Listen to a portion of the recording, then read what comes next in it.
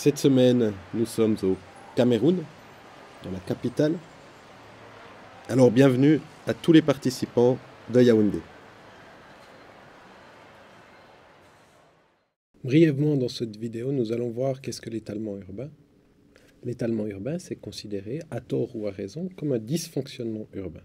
C'est lorsque la ville grandit au-delà de ses propres frontières administratives. On parle d'étalement urbain quand la ville commence à se diffuser et à s'installer en tache d'huile un petit peu partout, au-delà des frontières administratives.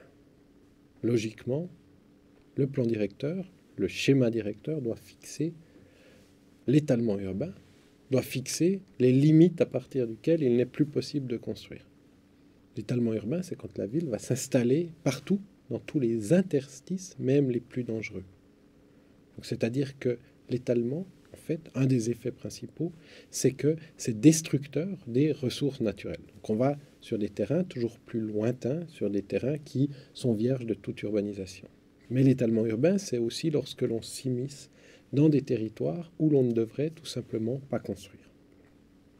Des ravins, des fossés, et l'on s'installe finalement dans toutes les zones qu'on appelle non edificandi, qui sont les zones où l'on ne doit absolument pas construire. Pourquoi? Parce que c'est dangereux, ou parce que c'est une réserve naturelle, ou parce qu'il y a des ressources spécifiques. Ça peut être une nappe phréatique, ça peut être des ressources en eau, un lac, ça peut aussi être des marais, un certain type de prairies, un certain type de forêt, où il y aurait des espèces à protéger. Mais l'étalement urbain ne pose pas seulement des problèmes en termes de ressources et de zones non edificandi, ça pose des problèmes en termes d'infrastructures. Plus je m'étale, plus je grandis, plus ma ville s'éloigne du centre, plus il est difficile de mettre en place les réseaux nécessaires. Moins je suis dense, plus je suis diffus, plus le mètre linéaire de tuyaux coûte cher par habitant. Ou plus je dois finalement avoir un nombre important de tuyaux ou de réseaux par habitant. Voilà. Donc c'est un des effets importants de l'étalement urbain, c'est finalement que ça ne permet pas de pouvoir viabiliser l'ensemble du territoire. Et plus je m'étale, moins j'ai de réseaux à disposition pour toutes ces surfaces. On parlait des réseaux, mais c'est exactement la même chose pour les systèmes de transport. Finalement, plus je m'éloigne, plus je dois amener les gens loin, ou plus je dois venir les chercher loin pour les amener au centre. Mais la question du réseau ou la question du système de transport est exactement et strictement équivalente. Alors, quelles sont les causes de cet étalement urbain? Une question juridique, c'est que finalement, le cadre juridique n'existe pas, on laisse faire, ou lorsqu'il existe, il n'est pas appliqué, ou lorsqu'on essaie de l'appliquer, nous n'avons pas simplement les moyens pour contrôler son application. Il ne suffit pas de juste dire voici le règlement, voici la loi, il faut encore qu'il y ait des brigades entières de police des constructions qui vont aller contrôler que ce qu'on a mis dans la loi s'applique réellement sur le terrain. Et le problème qu'on a dans la plupart des villes, c'est que le cadre législatif existe, mais que les moyens de contrôle n'existent absolument pas. Et l'on sait que si ce n'est pas contrôlé, les gens continuent à s'étaler comme ils le veulent, avec ou sans loi leur interdisant ça. Au-delà du règlement, on a les plans d'urbanisme qui sont en principe extrêmement vieillissants. Donc, ils sont rarement mis à jour. Même quand ils sont mis à jour, ils sont rarement utilisés. Nous verrons quelles sont les limites de ces plans et nous verrons comment on arrive à passer outre ces limites dans la suite de nos vidéos.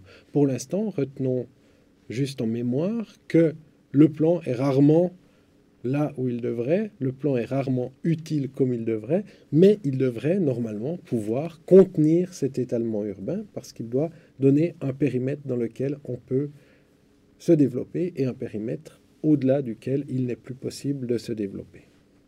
Une autre cause de l'étalement urbain est très clairement que la demande est supérieure à l'offre. C'est pourquoi on va aller chercher toujours plus loin.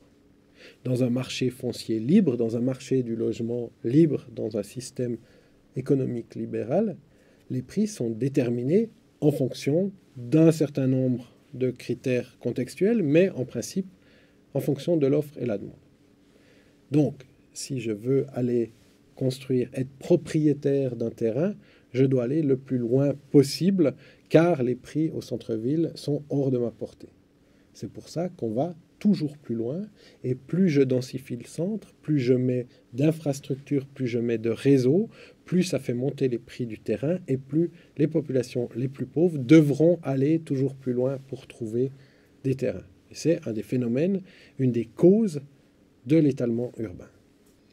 Alors nous avons vu les causes, nous allons voir maintenant comment réduire ces effets. Alors forcément, il faut mettre en place un cadre juridique qui soit relativement simple, mais qui soit opérationnalisable, et il faut mettre avec les moyens de contrôle.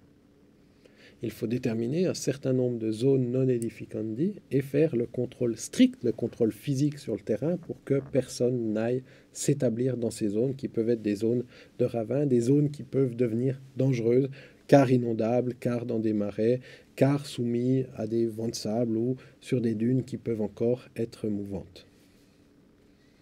Ça, c'est un des premiers points. Il faut mettre le cadre légal en place correctement, simplement, mais ce qui existe parfois, nous l'avons vu tout à l'heure, mais en plus, il faut clairement pouvoir faire le contrôle de ce cadre.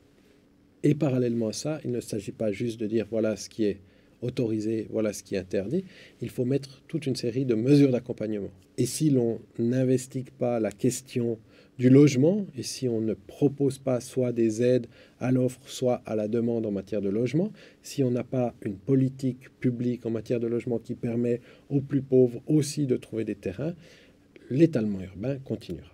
Donc il faut à la fois jouer sur le cadre strictement de planification réglementaire, juridique et ces différentes formes de contrôle, et à la fois sur les politiques publiques, notamment en matière d'habitat. Si l'on ne traite qu'un des deux aspects, l'étalement urbain continuera encore et toujours.